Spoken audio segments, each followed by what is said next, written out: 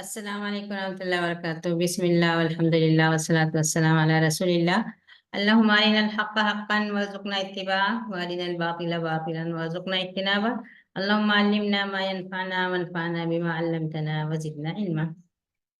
عزیز اخوات، مجلس تفسیر اور تدبر میں آپ لوگوں کو خوش آمدید کہتے ہیں۔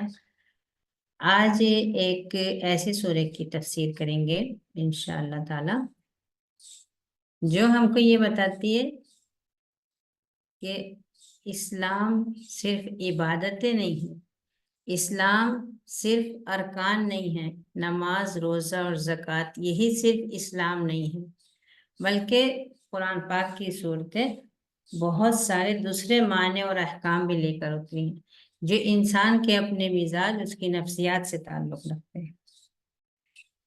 اللہ تعالیٰ کے نزدیک انسان بہت اہمیت رکھتا ہے، اور انسان جب اپنے اس مقام سے گرتا ہے تو اس کے نزدیک صرف مال اہمیت رکھتا ہے، اور انسانوں کی ناقدری پر اور ان کی دل شکنی پر اللہ تعالیٰ نظر رکھنے والا ہے، حساب لینے والا ہے، سزا دینے والا ہے۔ وہ کون سی سورہ ہے؟ وہ ہے سورہ الہمزہ۔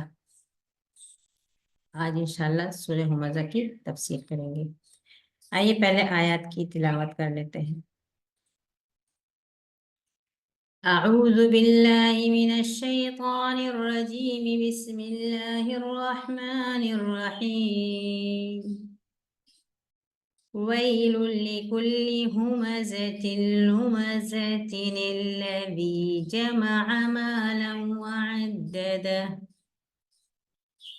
يحسب أن ماله أخلده كلا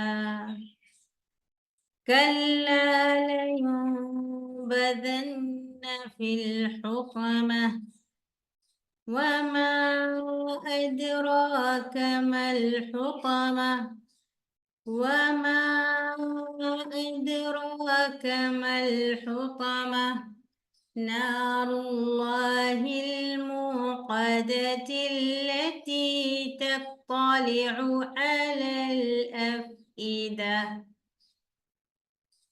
إنها عليهم مؤصدة في عمد ممددة۔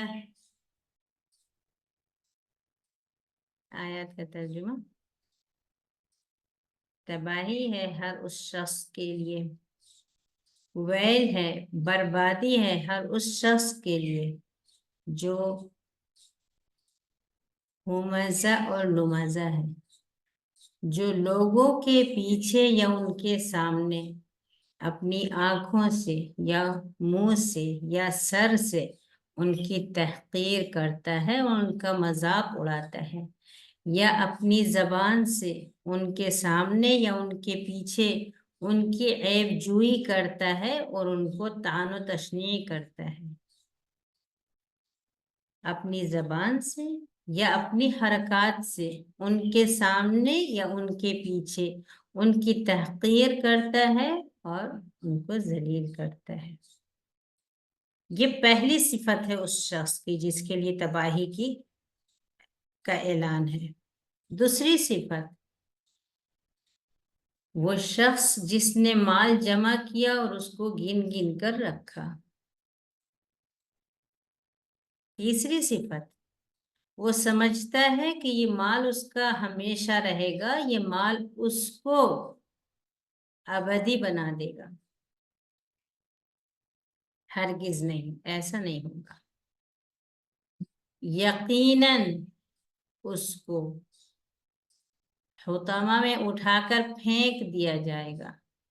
حطامہ میں، تمہیں کیا پتا حطامہ کیا چیز ہے؟ تم اندازہ نہیں کر سکتے اس کا، بس اتنا جان لو کہ وہ اللہ کی بھڑکائی ہوئی آگ ہے، اللہ تعالی کی آگ ہے جو بھڑک رہی ہے،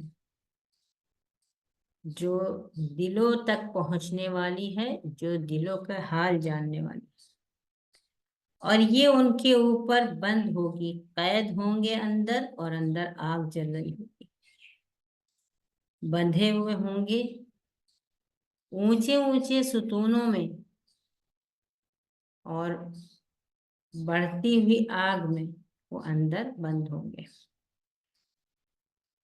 अंदाजा करिए आप अल्फाज किस कदर शदीद हैं,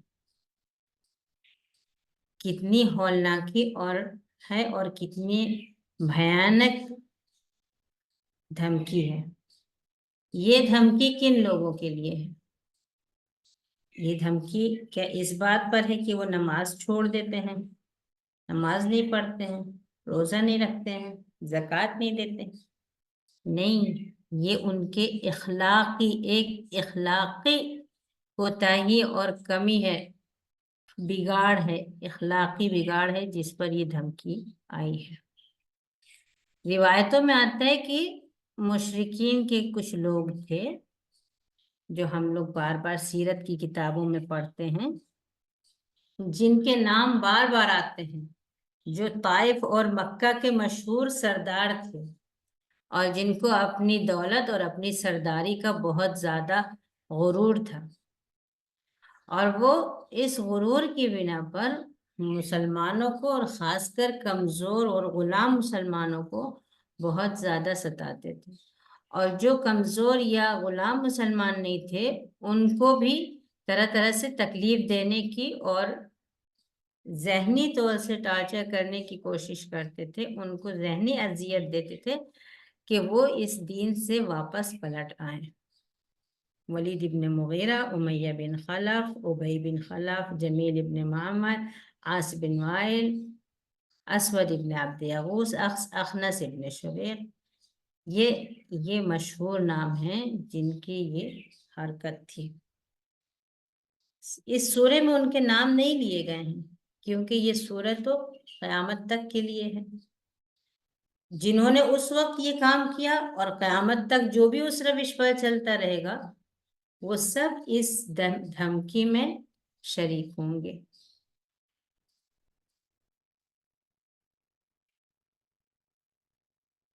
ये धमकी दी गई है। इसमें तस्वीर खींची गई है एक ऐसे कमजोर और कमीने इंसान की जिसको अगर माल मिल जाए तो उसको वो ये समझता है कि बस अब मुझे सब कुछ मिल गया। वो माल उसके ऊपर हुकूमत करता है, वो माल पे हुकूमत नहीं करता है बल्कि माल के दबाव में रहता है और माल का पाबंद होता है, माल उसके ऊपर हुकूमत करता है।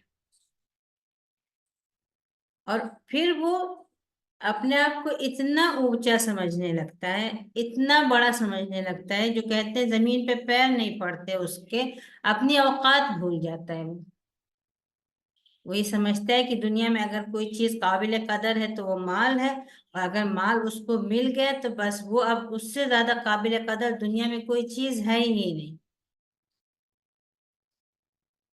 और जब वो माल के जाम में इस तरह हो जाता है तो फिर उसके नजदीक और किसी चीज की अहमियत ही नहीं होती है।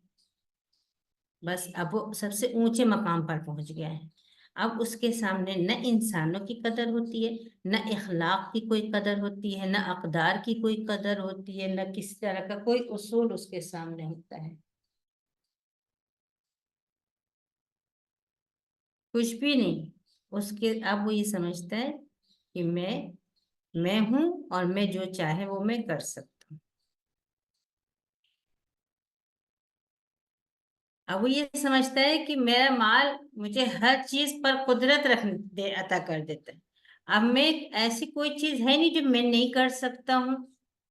यहाँ तक कि वो ये समझता है कि मौत को भी मैं ढकेल सकता हूँ और मैं अपने जिंदगी को अबदी कर सकता हूँ। जाहिर सी बात है कोई आज तक अबदी हुआ है ना होगा, लेकिन जिंदगी का जो अंदाज होता है उसको, उसके ऊपर गफलत के ऐसे पर्दे पड़ जाते हैं कि उसके पास ये तस्वुर ही उसके करीब नहीं फटकता कि अभी अगर मैं मर जाऊं तो इस माल का क्या होने वाला है। उसके बारे में वो नहीं सोचता है, वो सिर्फ ये सोचता है कि मैं मालदार हूं, और उसकी नजर में उसके जैसा कोई नहीं होता है।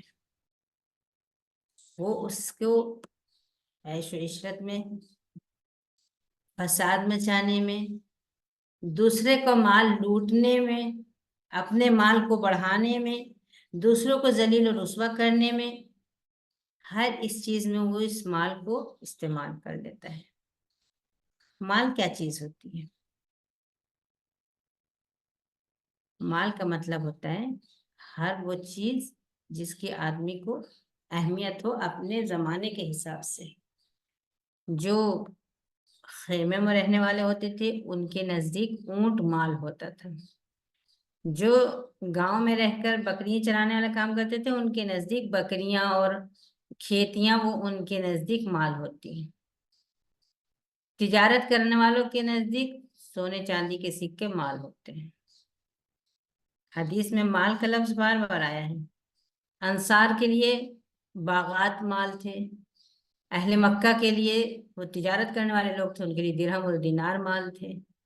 बादिया में रहने वाले उनके लिए ऊंट और बकरियां माल थे। ये सब माल के लिए सब अल्फाज इस्तेमाल हुए हैं।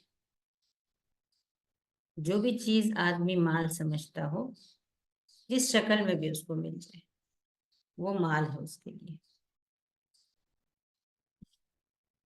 और अब देखिए आप कि धमकी, उस शख्स की तस्वीर कैसी खींची गई है और उसके लिए धमकी क्या आई है। तो पहली चीज तो ये हो गई कि वो लोगों की तहकीर करता है क्योंकि वो मालदार है और दूसरा गरीब है। तो उसके नजदीक इंसानों की अहमियत नहीं होती है, उसके नजदीक माल अहमियत रखता है। अगर उसके जैसा मालदार इंसान आ जाए तो वो उसको अपने सामने बिठाएगा और उसकी ज़ियाफत करेगा। लेकिन अगर कोई कमजोर शख्स है तो वो कितने ही आला वारफा इखलाक का हामिल, नेक तबीयत, नेक मिजाज इंसान हो, उसको वो हकारत से उसके साथ पेश आएगा, उसकी दिल शिकनी करेगा, किसी भी तरीके से उसके दिल आजारी उसको मकसूद हो। अगर कोई इस तरह की हरकतें करता है, आंख के इशारे से कोई कमरे में दाखिल हुआ, पास वाले को ठोक के आंख से कुछ इशारा कर दिया, या सर के इशारे से कोई इशारा ऐसा किया, या जबान से कह दिया,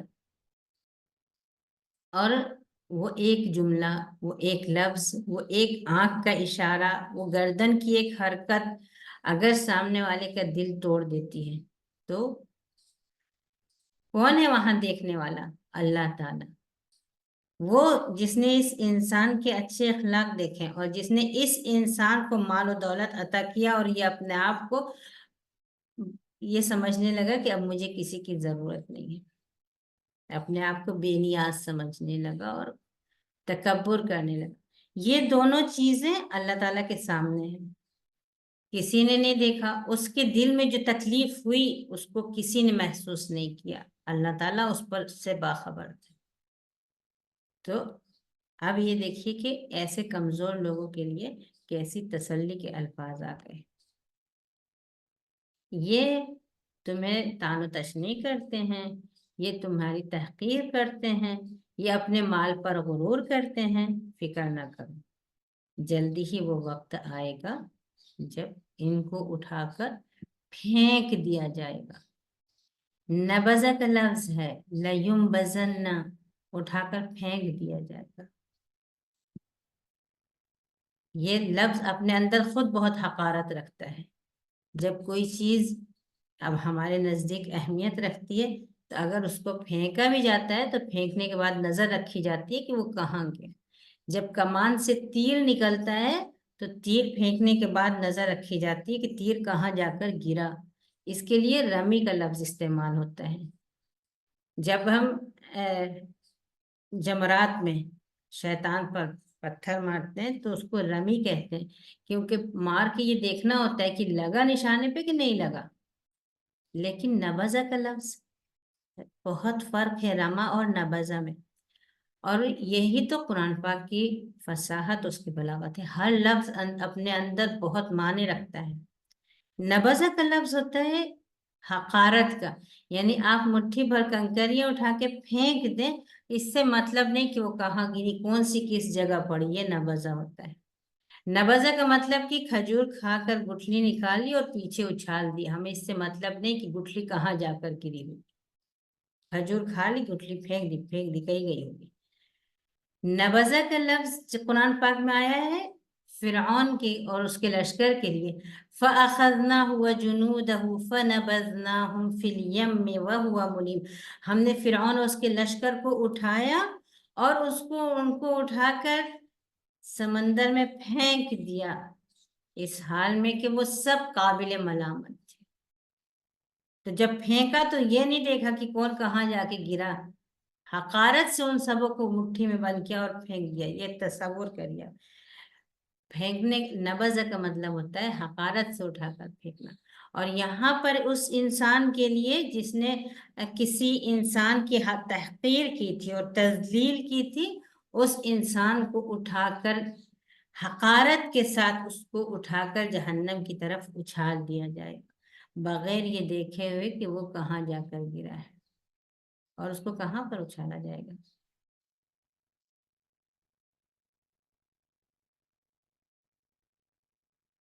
حطامہ میں لَيُنبَذَنَّ، وہ ضرور اٹھا کر پھینک دیا جائے گا۔ حطامہ میں، حطم تحطیم کا مطلب ہوتا ہے کسی چیز کو چورا چورا کرنا۔ عموماً یہ لفظ شیشے کے لیے استعمال ہوتا ہے، شیشہ توڑنے سے جس طرح سے کرچی کرچیاں ہو جاتی ہیں اور شیشہ چورا چور ہو جاتا ہے، اس لفظ کے لیے حطامہ استعمال ہوتا ہے۔ اور جب ایک انسان کسی انسان کی تحقیر کرتا ہے، اس کی دل آزاری کرتا ہے، تو وہ انسان جس کا دل ٹوٹا ہے وہ اپنے اندر محسوس کرتا ہے کہ جو گویا اس کا دل ٹکڑے ٹکڑے ہو گیا اس حرکت سے، لیکن وہ دل سینے کے اندر ہوتی ہے وہ چیز، اس کو اللہ تعالیٰ کے سوا کوئی نہیں محسوس کر جان سکتا، وہ انسان محسوس کرتا ہے جس کا دل ریزہ ریزہ ہوتا ہے، اور اللہ تعالیٰ اس کے حال سے باخبر ہے۔ اور اللہ تعالیٰ جیسے جس کی گناہ ہوگا ویسے ہی اس کی سزا بھی ہوگی، یہ اللہ تعالیٰ کے عدل اور اس کے انصاف کا تقاضا ہے۔ تو اس شخص نے جیسے اس انسان کو دل ٹکڑے ٹکڑے کیا تھا، ریزہ ریزہ کیا تھا، اسی طرح سے اس کو اٹھا کر پھینکا جائے گا اس آگ میں۔ یہاں آگ کا لفظ نہیں ہے، نار الحطمہ نہیں ہے، خود بخود سمجھ میں آ رہا ہے کہ وہ آگ ہے، لیکن اس آگ کی صفت صرف بیان کی گئی ہے حطمہ۔ اس آگ کی صفت یہ ہے کہ وہ چکنا چور کر دینے والی ہے۔ تصور نہیں کر سکتے، ہم اندازہ نہیں کر سکتے، کیونکہ ہمارے پاس ایسا ہوتا ہے کہ یا تو وہ چیز جڑی ہوئی ہوتی ہے یا وہ ٹوٹ جاتی ہے، ٹوٹ جاتی ہے تو چیز ختم ہو جاتی ہے، یا وہ چیز صحیح ہوتی ہے یا وہ جل جاتی ہے، اگر جل جاتی ہے تو ختم ہو جاتی ہے۔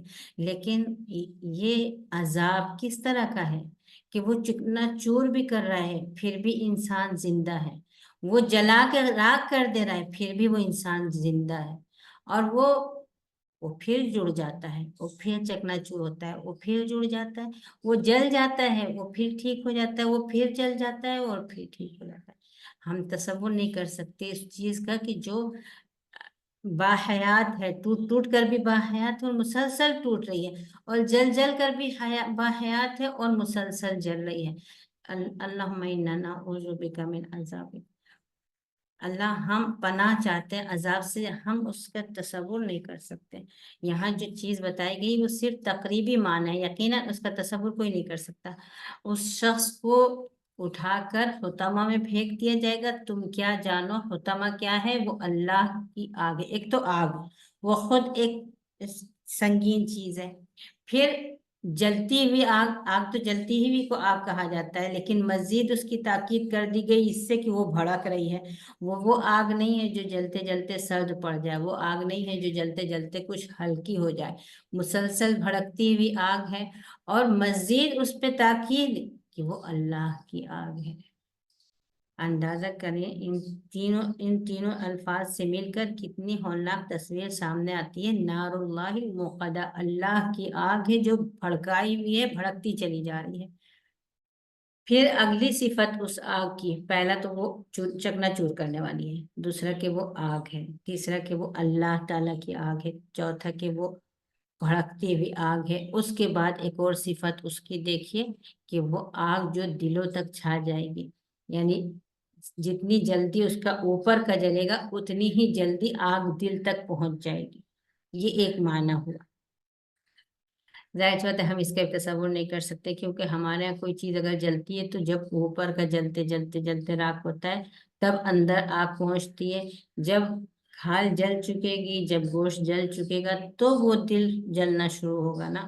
لیکن یہاں تو یہ آگ سیدھے سیدھے دل تک پہنچ رہی ہے جلانے کے لیے۔ اور دوسرا معنی اس کا یہ بھی آتا ہے کہ یہ آگ جو دلوں کے حال سے واقف ہے، اطلاع مانے دو معنی آتے ہیں۔ ایک اطلاع کا مطلب ہوتا ہے چڑھ جانا اور پہنچ جانا، تیزی کے ساتھ، طاقت اور زور کے ساتھ کسی چیز پر سوار نافذ ہو جانا، یہ اطلاع کا مطلب ہوا، یعنی وہ جسم جلانے کے ساتھ ساتھ دل تک پہنچ جائے گی۔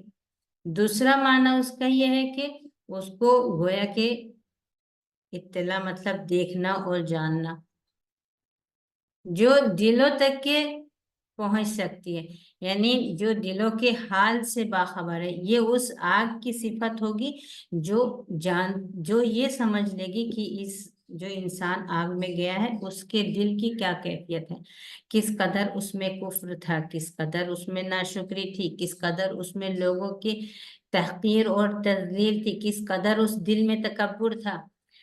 جسم کے اندر بہت سارے اعضاء ہیں اور بہت ساری چیزیں ہیں، بہت بڑا کارخانہ یہ خود، لیکن خاص طور سے دل کا ذکر یہ کس بات کی طرف اشارہ کر رہا ہے؟ یہ خود اس چیز کو یاد دلا رہا ہے کہ یہ اس کا دل ہی تو تھا جس کے اندر تکبر کوٹ کوٹ کر بھر گیا تھا، یہ اس کا دل ہی تو تھا جس سے یہ لوگوں کی تحقیر اور تذلیل کرتا تھا، یہ دل ہی تو تھا جو اپنے آپ کو بہت بڑا سمجھ کر دوسروں کو معمولی سمجھ رہا تھا۔ اس دل کے ہی فساد اور برائی کی وجہ سے تو اس نے کسی انسان کی اس طرح سے تحقیر کی تھی اور اس طرح سے اس کی تذلیل کی تھی۔ تو اس وجہ سے اس کے دل کا جو حال ہے اس سے یہ آگ اس کے دل کے حال سے باخبر ہوگی اور سیدھے اس کے دل پر چھا جائے گی، چڑھ جائے گی، اس کے دل پر پہنچ جائے گی۔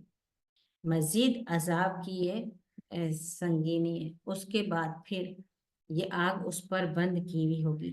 کھلی جگہ میں آگ اور بند جگہ کی آگ دونوں میں فرق ہوتا ہے، اور جب آپ کو کوئی چیز کم وقت میں جلدی بنانا ہوتی ہے تو وہ بند جگہ میں بنتی ہے، اور اسی وجہ سے جو اوون استعمال کیے جاتے ہیں ہم اندازہ کر سکتے ہیں اس کے اندر بند آگ کتنی شدید ہوتی ہے۔ وہی آگ اگر کھلے میدان میں جلائی جائے تو وہ اتنی شدت والی نہیں ہوتی ہے۔ تو اب وہ آگ ان کے اوپر بند ہوگی، لمبے لمبے ستون ہوں گے، اونچے اونچے۔ اس کی کیا کیفیت ہوگی ان ستونوں کی؟ مختلف مفسرین نے مختلف تفسیریں کی ہیں، لیکن یہ وہ چیز ہے جس کا ہم اندازہ نہیں کر سکتے۔ یہ کیفیت بھی ہو سکتی ہے کہ وہ کھمبوں کے ساتھ بندھا ہوا ہے اور کھمبوں میں آگ جل رہی ہے۔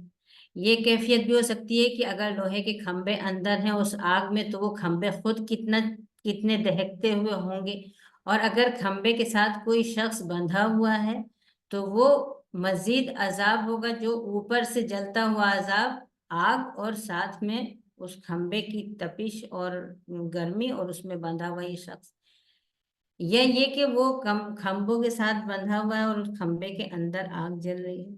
مختلف لوگوں نے مختلف تصور پیش کیا، ہم صرف تصور کر سکتے ہیں، اور تصور بھی ہم اس درجے کا نہیں کر سکتے جو حقیقت تک ہم کو لے جائے۔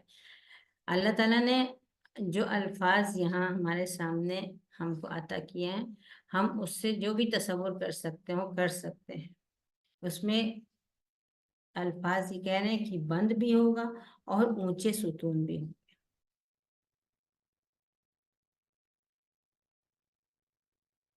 اب اس سورے کو پڑھنے کے بعد جو چیز سامنے آتی ہے کہ جب انسان اخلاقی طور پر گر جاتا ہے اور اس کے نزدیک انسان کی قدر نہیں ہوتی ہے، مال کی قدر ہوتی ہے، اور جب وہ انسانوں کو ذلیل کرتا ہے اور مال کو اہمیت دیتا ہے، اور اس مال کے غرور میں جب وہ اپنی آخرت بھول جاتا ہے، اپنا انجام بھول جاتا ہے، تو پھر جب اللہ تعالیٰ اس کو خوب دیکھتے ہوتے ہیں، اس میں ایک طرف اس کافر اور متکبر مشرک یا مومن اگر ہے اور مومن اگر اس کے اندر یہ کم ظرفی کی یہ صفات پائی جاتی ہیں تو اس کے لیے بھی دھمکی اور وعید ہے، اس میں اس کے لیے بھی تنبیہ ہے کہ جب وہ یہ حرکت کرتا ہوتا ہے اور اللہ تعالیٰ اس کو ڈھیل دیتے جاتے ہیں، اس کے مال اولاد میں برکت دیتے چلے جاتے ہیں، تو اللہ تعالیٰ اس کے دل کے حال سے